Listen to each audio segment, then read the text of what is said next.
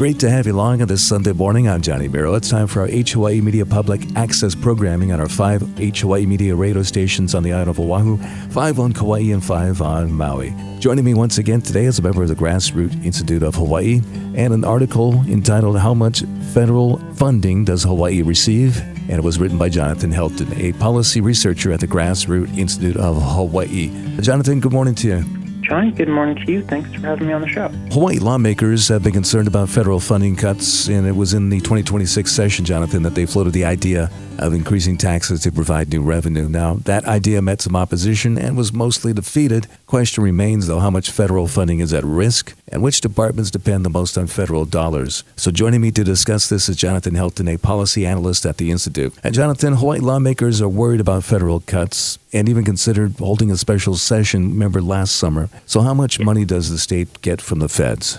That's the perfect question to start with, and it depends on how you're measuring that. So the state of Hawaii itself gets quite a bit of money from the federal government. The budget that just started July 1st, 2026, the state projects that about 19% of its funding is going to come from the federal government.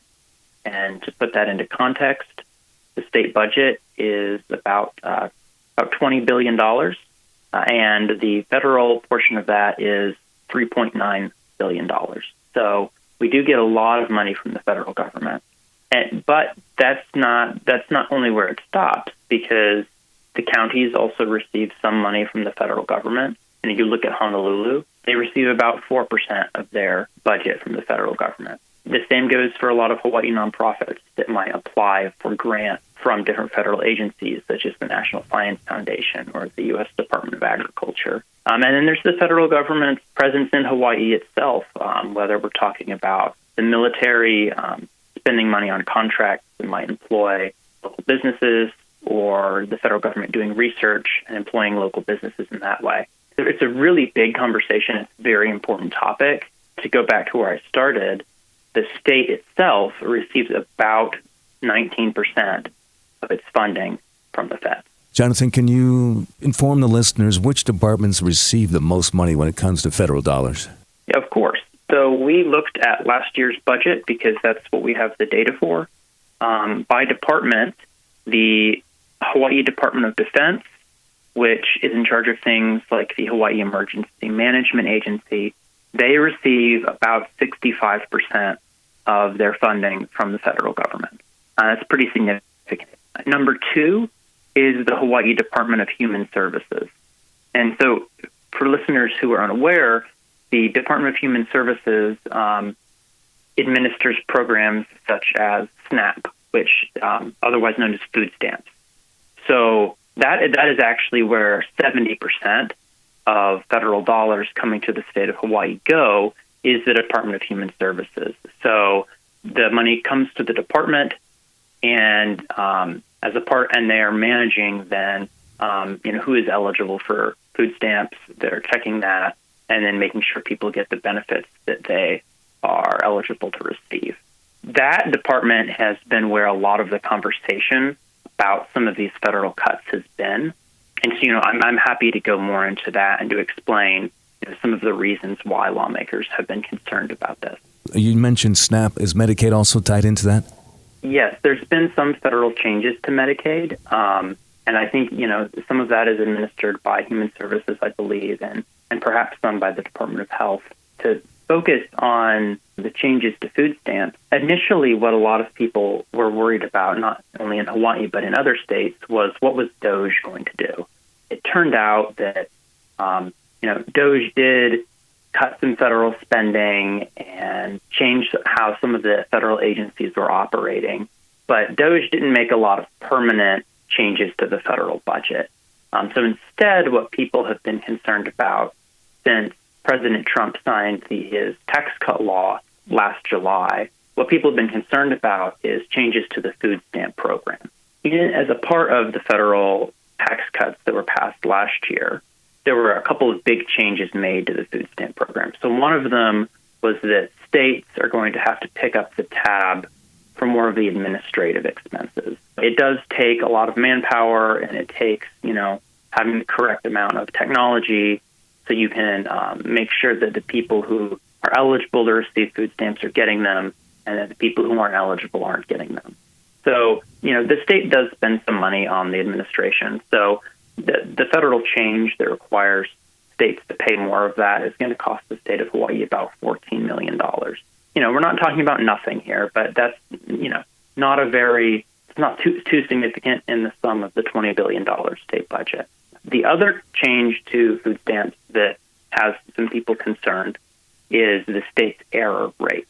Now, what the error rate measures is how often does the state give money through the food stamps program to folks who are not eligible because they don't qualify, or how often does the state of Hawaii fail to give money to people who are eligible?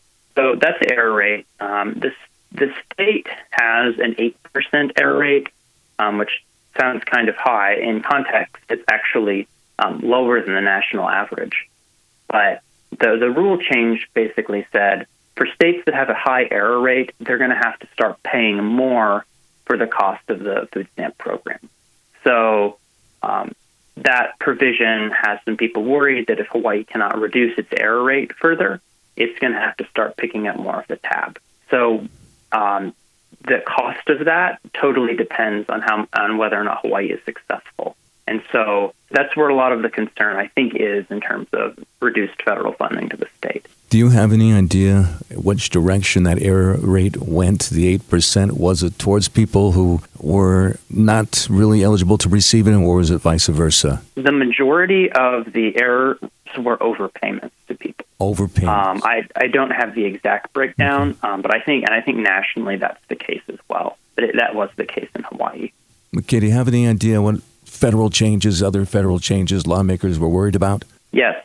So, let's go back to talk about some of these grants given to nonprofits. So one of the things that DOGE did was it went through and then it canceled a lot of contracts or grants that were being given out to different programs. So I was looking at a list earlier today. For example, there was some money that DOGE targeted that was going to the Lahaina Jodo mission for some of their historical programs. So it was very, very much of a scatter shot and went through and tried to claw back some of this grant money. And now, the state of Hawaii has taken action to try to reduce the effect on federal cuts to nonprofit funding. So your listeners may remember there was a whole big controversy last year in 2025 when the state of Hawaii set up a special committee to give out $50 million to nonprofits that had been affected by federal funding cuts. And it was controversial because of the way the committee was set up. It was not going to be very transparent in terms of who was going to get the money and who was going to have the final say in distributing it. Typically, the state of Hawaii, if it wants to provide some funding to nonprofits to do community work, there will be a grant application process, and all of that will be, all of that is public record. But with this committee, there was a lot of question marks about whether or not that happened. And I haven't seen a final after-action report, so that's something I think we're going to be digging into is who actually got that $50 million and how the committee decided to give it out. Jonathan Helton, a policy researcher at Grassroot Institute of Hawaii, discussing his article, which came out July 30th at grassrootinstitute.org. How much federal funding does Hawaii receive? And this past session, Jonathan, lawmakers considered several tax hikes to kind of offset some of these cuts. What were they? This has been something we at Grassroots have been talking about for a while. Income tax. The state passed some income tax cuts in 2024, and this year some lawmakers proposed scaling those back and then pausing some of the future cuts that had been planned. And then they did this because they were concerned about lower revenues. The same thing with the conveyance tax, which is a tax on the sale of property. Some lawmakers were considering really increasing that on some high-value properties. And so, both of these things were considered in this 2026 session. A portion of the income tax bill did pass. And if you'd like, I'm happy to get into some of the details of that. Oh, yeah, get into the nuts and bolts of that. Let's go. All right. So initially, the governor had asked lawmakers to consider pausing all future changes to the income tax adjustments. So what that meant is no matter if you're rich, middle class, lower income, whoever you were going to see those future tax cuts frozen. You weren't going to get the benefit. Mm-hmm. So the grassroots opposed to that. Cost of living in Hawaii is very high. The income tax cut is one of the best ways the state can provide relief to people who are struggling. The final version of the bill that passed did not pause the future changes. Instead, it was a little bit more complicated. It did three main things. The first thing it did was it increased the tax bracket on joint filers making more than $1 million. So those people are going to have to pay a little bit more in income taxes. Now, the second thing it did was it actually reduced some of the rates on lower and middle income folks, even further than what the initial tax cuts had planned. So we saw that as a big positive. And the third thing it did was it phased out some business tax credits. For example, there was a tax credit for installing solar panels on your roof. Now, the legislature didn't abolish that, but what they did do is they tightened the rules for how that can be used and how much the state is going to give out in tax credit under that program per year. And so because they did that, they were able to save some money. And so instead of, a pause to all of the tax cuts, we just had a few of those changes. And so, going forward, the state's revenue picture is going to hopefully reflect that. Jonathan Helton, policy researcher at the Grassroots Institute of Hawaii, joining me this morning and talking about federal funding and the potential cuts and how it would affect everything here. See, Grassroots done some research on the state budget before. Did you find any ways that the state could offset federal funding losses, Jonathan? Yes. This was one of our first responses to the idea that the income tax cuts might be rolled back. Mm-hmm. So we first went and looked and said, hey, what is the easiest way to find money in the state budget that's not being used well? One of the places we looked were special funds, which are basically a weird accounting trick so that the legislature or a state agency can keep money in a fund, and it just sits in that fund for years and years. And either they use it or they don't, but it just stays there in that fund. The auditor has done a bunch of work on reviewing these special funds. So back during COVID, the auditor released a bunch of reports saying, the state has almost $500 million sitting idle in some of these special funds. So that was one of the things we, as Grassroots suggested, was instead of raising taxes, why don't you look first at, can we take some money out of these special funds? Now, the answer would have been no for legal reasons for some of these, but for others that the legislature set up, that it could totally claw back some of that money and then use it for other operations. So we found, as I said, we identified quite a bit of money there. We also looked at the state's vacant positions. Anyone who's gone to the state, maybe you need a business license or a permit, the state is struggling with vacancies. And there's a lot of reasons for that about why the state is struggling. But one of the side effects is that there's a lot of jobs out there in the state that have funding, but the jobs have been vacant for years. And so the funding is essentially tied up with that job. So one of the things we suggested was, why don't we identify some of these jobs that the state agencies have ranked as a low priority to fill, and then let's cut funding for those, and we can use it elsewhere if the legislature really needs the money. That was about $190 million. And we had a whole list of other things. We identified over $1 billion in cuts. The legislature didn't enact all of that. And in our mind, that's okay, because they decided to keep most of the tax cuts in place, and the state's revenue picture is such that they're projecting that they will end the next budget year with a surplus. So right now, the state's financial picture is looking all right. And this next session in 2027, if this conversation comes up again, we will know right where to point lawmakers. Look at special funds. Look at vacant positions. Look at programs where they haven't been audited in a while, and they need to be right-sized. So those would be our suggestions. So it's about $1.4 billion, what you folks figured out with crunching the numbers. Critics might say that finding that money and potential savings is very different from actually cutting $1.4 billion from the budget. So how would you respond to that?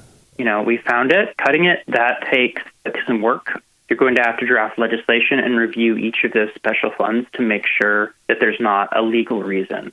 For example, some federal dollars that the state receives can only be used on particular projects. So if that money goes into a special fund, the legislature then can't go and grab that money out of the special fund and use it for something else. So there would be some legal review needed. I imagine that the state attorney general, office of the auditor, could provide some help there. For the vacant positions, all that's needed is a bill for the legislature. So it is simply a question of political will.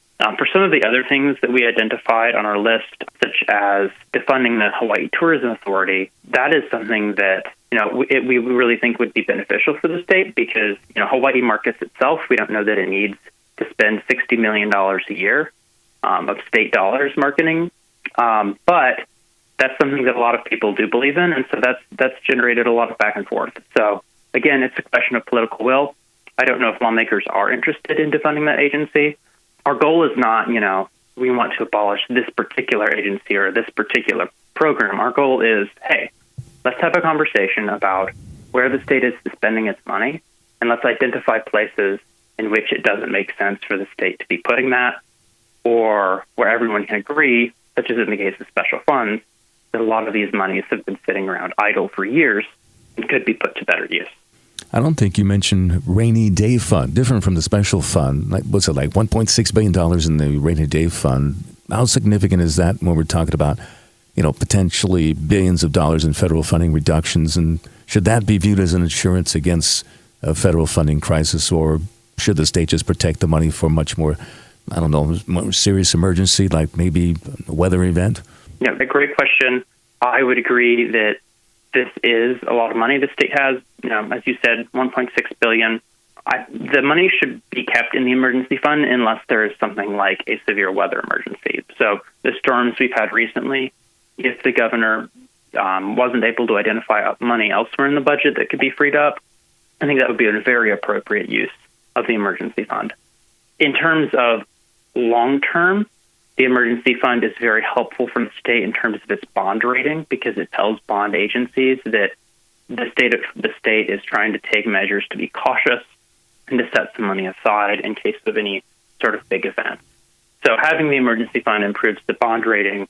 So if the state were to borrow for particular construction projects, they get a better deal. So there's a really good reason to have that money on hand, both in the case of emergency and then also from a financial perspective. So, I think if there are further concerns about federal funding cuts, the place to look is to existing state operations and how those can be made more efficient, or we can reduce duplication. That would be where I would look first as opposed to the emergency fund. A couple more questions for Jonathan Helton from Grassroot Institute of Hawaii, grassrootinstitute.org, for all of his work at grassrootinstitute.org. One of the points you made in the analysis when you read the piece is that Hawaii collects a smaller percentage of its revenue from the federal government than the average state. What does that tell us about how we manage our money here and the finances compared with the other states? I think there's a couple of reasons for that. One reason is that Hawaii does try to manage its rainy day fund well. Another reason might be that a lot of states, frankly, have a lot lower taxes. And so that might mean they're taking in less of their own revenue and they're more dependent on federal dollars. I don't know if that's a good thing because massive changes in federal dollars could really affect those states. And I think another part of it is that Hawaii funds all of its school systems and education at the state level. So when you're comparing Hawaii to another state, such as Nevada, where local governments might fund a lot of the education, those numbers are going to look different in terms of the share of money going to the state versus the local government. So it's not quite apples to oranges. But you're right. We found that we have looked at that report that in general, Hawaii receives less money than the average state. Yeah, in your piece, you have a graph there indicating that. And finally, for the average, taxpayer here, for the Hawaii taxpayer, the resident, what does all this mean for their pocketbook, in your opinion? The biggest takeaway is that the tax cuts are going to continue to increase this year. And so people will see more tax relief. in our mind, that's a great win. The second thing to take away, though, is that there is going to be an active conversation about how should Hawaii collect taxes and where should it spend the money. That's ongoing, and we expect it to continue into the next year. So if you are interested in how the state spends your money, I would definitely be paying attention to these conversations. So that's pretty much what you would be saying to Governor Josh Green if he had his ear in the legislature, that basically start preparing for a future with less federal money. I think the one thing I would say is I would ask, what are the goals? And then I would ask the question of, are there ways that you can get to those goals without increasing taxes on people?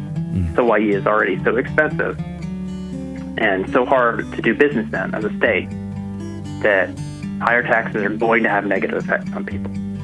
So if there are ways that any new programs can be funded with existing revenue, let's look at that first. Our Jonathan Helton, policy researcher at the Grassroot Institute of Hawaii, his piece, How Much Federal Funding Does Hawaii Receive? A great article came out July 30th. It's available at grassrootinstitute.org. And we'll be talking to you soon, I'm sure, about another important topic here. Appreciate you joining me this Sunday, and have yourself a great remainder of your weekend. All right, you too, Johnny. I appreciate it.